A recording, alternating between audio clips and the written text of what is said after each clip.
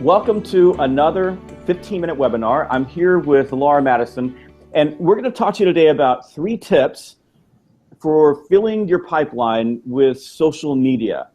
And Laura Madison is a rock star in social media. She's been mentioned in, and I'm going to have to read these out, Laura, because there's so many things that have been written about you. Automotive News, Advertising Age, you've been in Advertising Age, Edmonton.com. And you've been said, or I guess people, they've said about you that you've dominated social media in automotive sales. And I'll tell you the thing I love about your story is this. You got into automotive sales and realized that you were sitting on a lot or sitting inside the dealership waiting for people to come to you, along with probably 3 other, 50-year-old something guys in polyester suits. And you decided that that wasn't the way that life should be. You should go out in the world and go get people yourself. And because you're a millennial, millennials see this, you saw that there was YouTube and Facebook and LinkedIn and Twitter and all of these other social media sites, including Snapchat, where you could go out and connect with customers and bring them to you, drive your own demand. And this is one of the core messages that I have for B2C salespeople, especially in high-end retail like cars, or cell phones or what have you, or furniture or even jewelry. You can't sit around and wait for people to come to you anymore because there's way too many opportunities. They can go online and get anything they could buy from you. If you don't get up and go out there and get them, if you don't become a fanatical prospector and you're in retail sales, you are eventually going to be out of a job or you're not going to make the living that you should be making. And so I'm so excited that I get a chance to spend some time with you today so we can learn more about social media and how we can fill up the pipe. Welcome.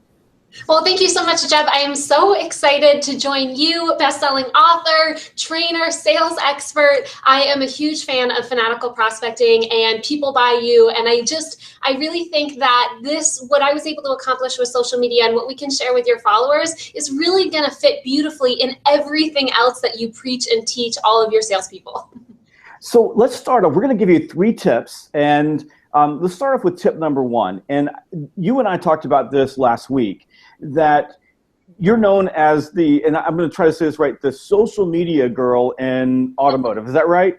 Yeah. Mm-hmm. But you said, that's not really a fair thing to call you the social media girl because what you did to drive sales was much deeper than that. So tip number 1 is that social media is not a panacea. It will not solve all your problems. It is part of a bigger puzzle. One of the things that I believe is that prospecting, demand generation should be balanced. You've got email and phone, and you've got social media, even text messaging today. And we even work with some teams that use proactive chat on their websites to pull people in and drive demand. So if you look at social media and if you take anything away from this, it's part of a greater puzzle. It's something that will help you build and grow, but it is not going to solve all of your problems. Right. It is a huge enhancement, but it doesn't replace anything. It doesn't replace prospecting, doesn't replace outbound calls, follow-up, asking for repeat referral customers, all of the things that we should be doing to try and continue to build our pipeline. It's just a huge enhancement that can be so effective. Very good. So what's our next tip? Our next tip is to focus on human connection. And this is something that you speak about, Jeb, in People Love You. You speak about it in People Buy You as well. And you say that the real competitive advantage is created through human relationships, and it couldn't be more true. And it wasn't something that I was clear on when I started social prospecting and started using social media to sell cars. I just kind of began with wild action. I really thought, let me try a bunch of different things. I didn't have a marketing background. I thought, let me just kind of go out there, see what works. And what really surprised me is the strength in human connection. I had people calling from all over the United States. I had people flying to rural Montana to buy a vehicle from me after having seen a YouTube video. So it's the real truth in the human connection. We have to really create a human presence and allow people to connect with us, whatever we sell, to try and build that relationship. And that's going to trump almost everything else.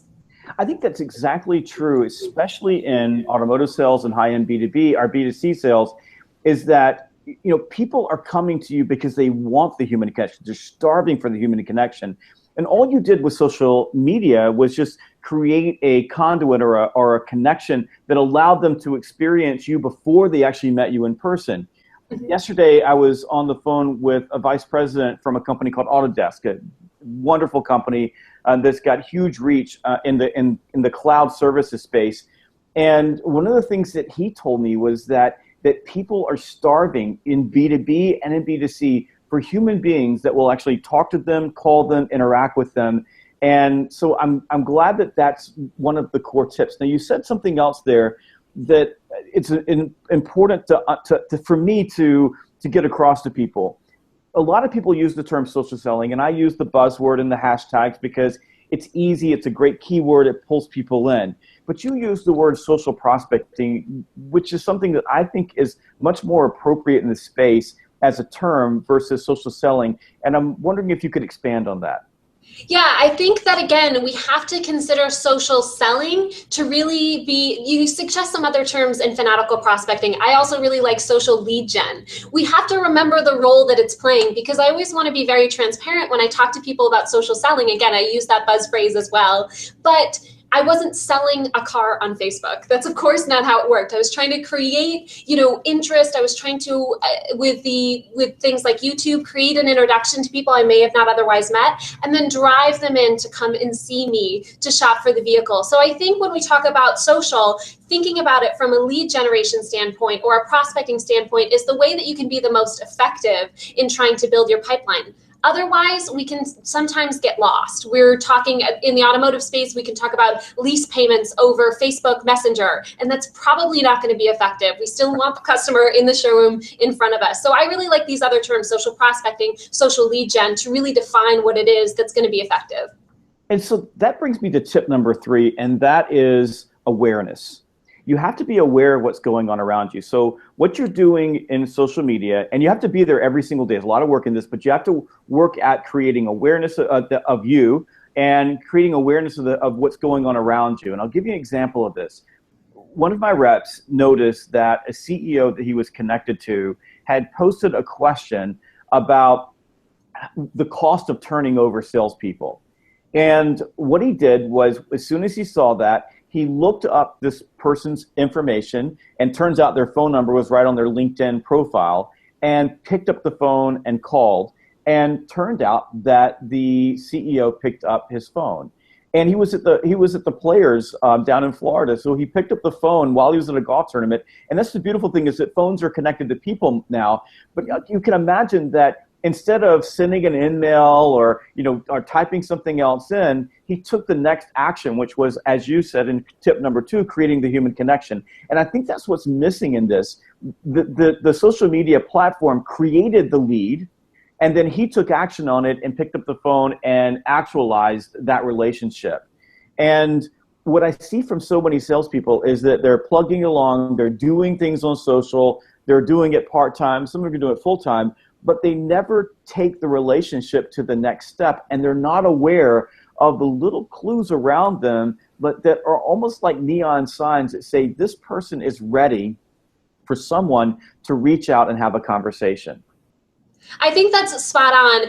When you talk about awareness, we have to also be aware of our end game. And I think social media is one of the places where we can almost lose sight of our end game sometimes, because it's fun. It's fun to connect with people. It's kind of fun to be a little nosy and poke around and see who's having their kitchen remodeled, or, who just had grandbabies born into the world. But I think that we need to always remember our awareness for our end game of closing the deal, of graduating this customer into a real prospect and having the sales conversations. So I think as much as we can stay on track with that kind of awareness too, we're always going to come back to the end game goal, which is to fill our pipeline and to sell more. Absolutely. And the beautiful thing is there's a lot of tools. There's a tool called Newsly. I use that one a good bit. I use Twitter lists to keep up with what people are doing. And I use a number of tools like HubSpot. I also use Hootsuite and Buffer to help me manage keywords, what's going on around me, so that I can use some technology to help me tap into that awareness. So when I see a clue or I see a pattern, I'm able to jump all over that. What are some of the tools that you use to keep up with what people are doing? You've mentioned some really good ones. I love Hootsuite. I love Buffer for really being able to kind of see trends. And then very simply on Facebook, when you're on desktop, to the right-hand side of the screen, you'll see trending. And those are always great to try and kind of jump on keywords as long as it's relevant.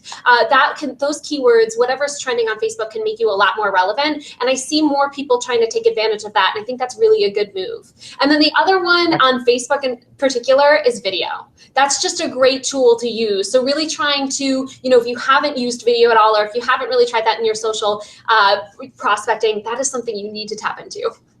And this is an example of creating Right. video for social prospecting, because maybe one of us gets a phone call from somebody who wants to tap into the things that we're talking about. Exactly. Yeah. Very good. And you have an amazing YouTube channel, by the way, and I people should go there. What's your name of your channel? The easiest way to go to it is lauradrives.com/YouTube, and it'll bring you right to the page. lauradrives.com/YouTube. It's fantastic. I mean, it's really well done. It made me envious. I've been watching your videos, and I'm thinking I got a lot of work to do. So, Laura, these are 3 excellent tips, but I'm wondering if you have any bonus tips for our audience. Definitely. There's one big bonus that I want to take straight out of Fanatical Prospecting, Jeb's most recent book, about what's in it for me.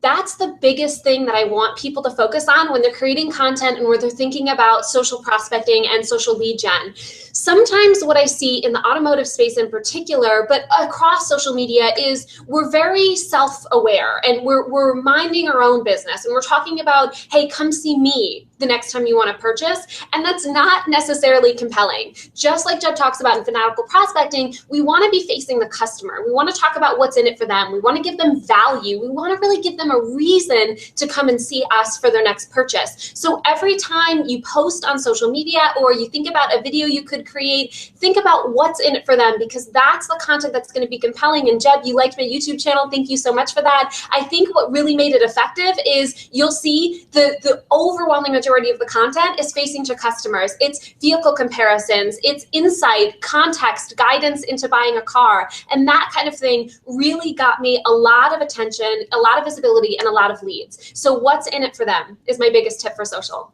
That's one of my buddies, Jeffrey Gitomer, who wrote the Sales Bible and the Little Red Book of Selling. One of the things that he says all the time, and I totally buy into, is that you have to give value first, and then you get a payback. And sometimes when you give value, it's not a quid pro quo. You give value and you're expecting that you give it to a person, they're going to do something for you. I call that premeditated resentment. It just doesn't work that way. Yeah. But you give value, and the universe has a way of bringing that back and rewarding you. And I think that's a fantastic bonus tip.